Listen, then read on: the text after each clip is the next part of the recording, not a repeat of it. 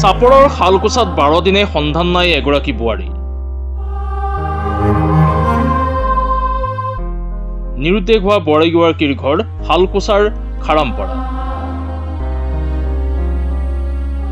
12 দিনে সন্ধান নাই খাৰামপাৰাৰ গাঁৱৰ ধ্ৰুৱলোচন নাথৰ পত্নী সৰস্বতী গোস্বামী। বিগত 10 আগষ্টৰ পুৱা 4 বজাত স্বামীৰ গৃহৰ পৰা নিৰুদ্দেশ হৈ 2 সন্তানৰ মাতৃ সৰস্বতী গোস্বামী।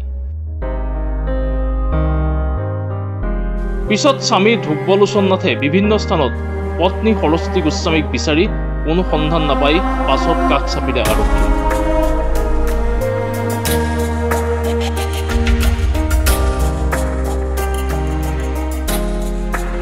ঘটনাৰ সন্দৰ্ভত ইতিমধ্যে শালকুচাৰ আৰক্ষী চকীত দাখিল কৰিছে এজাহাৰ।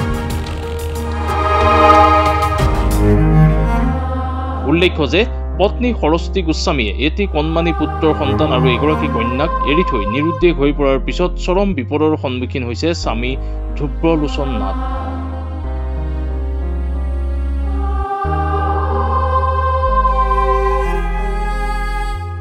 এতিয়া কণ 2 সন্তানক লৈ পত্নীক বিচাৰি পথে পথে ঘূৰিছে দুৰ্ভগীয়া স্বামী ধ্ৰুৱলোচন নাথ।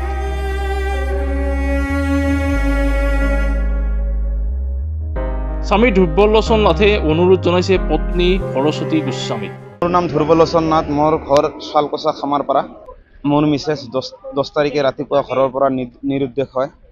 তাৰপিছত মই আত্মীয় স্বজন তাৰ মা দেউতাকৰ ঘৰত ডিছপ'জ কৰোঁ। তাক মই ক'তো বিচাৰি নাপালোঁ। বিচাৰি নাপোৱাৰ পিছত মই শালকুচা আৰক্ষী থানাত এখন ইজাহাৰ দাখিল কৰোঁ।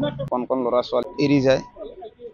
আপোনালোকে যদি ক'ৰবাত দেখা পায় ওচৰত থানাত জনাব, নাইবা মোৰ মোবাইল নম্বৰত কল কৰিব। মোৰ মোবাইল নম্বৰ 6000379058 আৰু মোক ক'ত নাথাকা কিয় মোৰ ল'ৰা ছোৱালী দুটাৰ কাৰণে আহক, মোক কাৰণে নাহিলেও মোৰ ল'ৰা ছোৱালী দুটাৰ কাৰণে এবাৰ আহক। 2 সন্তানৰ মুখলৈ চাই পুনৰ ঘৰলৈ উভতি আহক।